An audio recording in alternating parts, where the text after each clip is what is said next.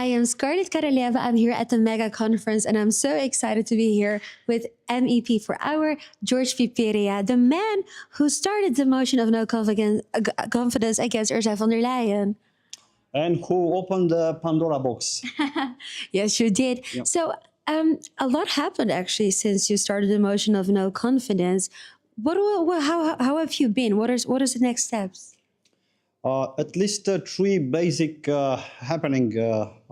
First of all, the European Commission itself, through the voice of the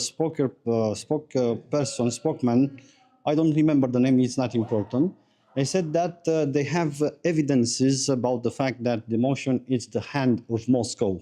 You know, even herself in the so-called speech in the European Parliament, she said that this motion is not what it's supposed to be. It's something written by the friends of Putin. And I said to her, you have 7 days to prove what you said, to give to the people, to the public, hard evidences about the fact that this motion is the hand of Moscow, unless you will be sued in front of Luxembourg Court of Justice and also in front of Strasbourg Tribunal. Of course, nothing. And I'm going to start a lawsuit, 2 lawsuits against the Commission itself and Ursula in September. There are already 12 MEPs who signed, all of them who signed the motion. They will gather with me in order to sue Ursula and the Commission, and the penalties and the punitive damages will be heavy. Second, and just to double check, this is going to be a personal lawsuit against Ursula, not as her. But also, there will be a lawsuit against the Commission itself, because the spokesperson of the Commission spoke not from his side, but from the side of the Commission. It's official, so the responsibility is the responsibility of the Commission. Second, you know, the Commission let that appeal to go, and they did not contest the decision of the Court of Luxembourg in May. So now this decision is definitive. They should execute this decision, and they did it. How they did it? They sent a letter to New York Times, you know, the claimant. Yeah. New York Times was the claimant in that lawsuit in front of Luxembourg court, and they said, look, it is true that those SMS between Ursula and Burla did exist, but you know, we destroyed. We didn't keep these SMSs because they are short, and also Ursula changed several times the device. So there is nothing to disclose. Oh my God, how can you say something like this? This is insulting our intelligence, you know, your intelligence, my intelligence, the intelligence of the 460 million citizens of the European Union. So not only the Commission and Ursula herself broke the law and the treaties, but now they defy the decision of the Luxembourg Court. And third, and this is the heaviest one, third is the disastrous deal made by Ursula with Trump. It's disastrous. It's not me who said this. It's Manfred Weber, it's Merz, it's Macron, it's Bayrou. Practically every decision maker, every lawmaker of the European Union says that the deal is disastrous. The angriness of the people against Ursula now, it's so high. Then in the 10th of September, when she will come in front of the European Parliament and will have a speech about the so-called State of the Union, probably there will be so much speeches against her. Then I suppose that until the end of this year, she will have to resign. Nevertheless, there is something special to say. That's very big. Let's talk about it for a moment. You think she's going to resign? I think she's going to resign because of the fact that she raised so much hate against what the Commission is doing and herself is doing that she cannot stay there. Anyway, the left, the socialists, and also the patriots says that they will submit a second motion of no confidence. Of course, I will be a signature of this motion of the no confidence, but you know, there are 100% chances that in case the socialists will submit a motion of something like this, she will resign. Not to be forced to face the shame to be voted and fired by the parliament. This is why I said that my intuition tells me that until the end of this year, Ursula will resign.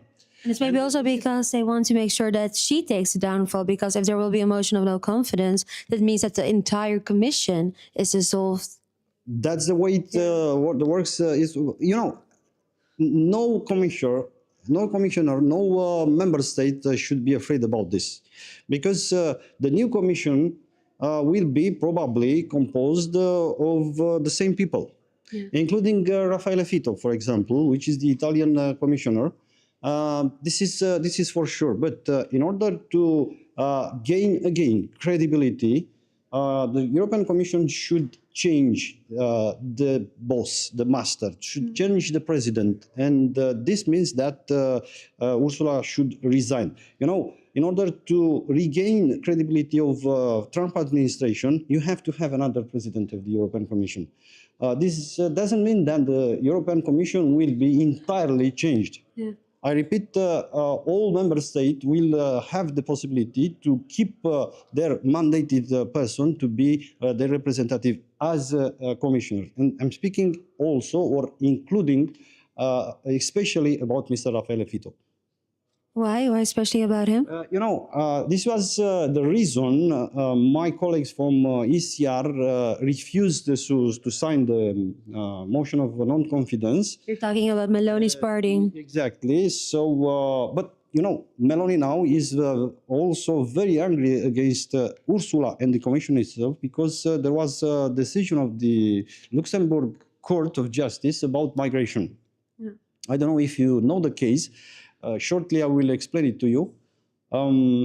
Italy made a deal with Albania to receive and to keep a number of migrants in order to, you know, to make easier for Italy to manage with this wave, very big wave of migrants, which comes first into Italy, second in Greece, and third in France.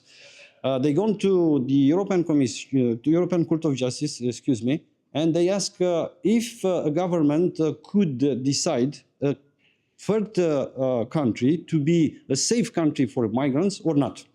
And what the judges of Luxembourg Court of Justice said, no, the governments have no right to do this. You have to go in front of a judge, national judge, and to individually decide whether or not migrants, for example, collected in Albania, are in a safe country or not.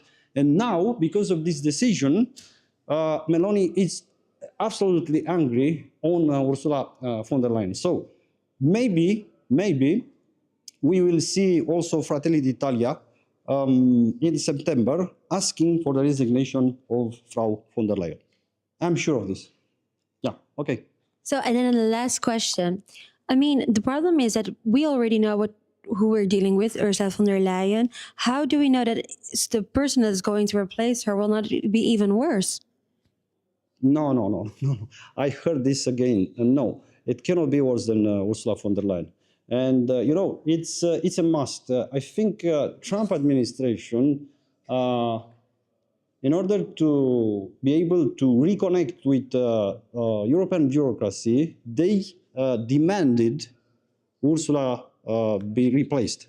And I repeat, it cannot be worse than with Ursula. But I don't know.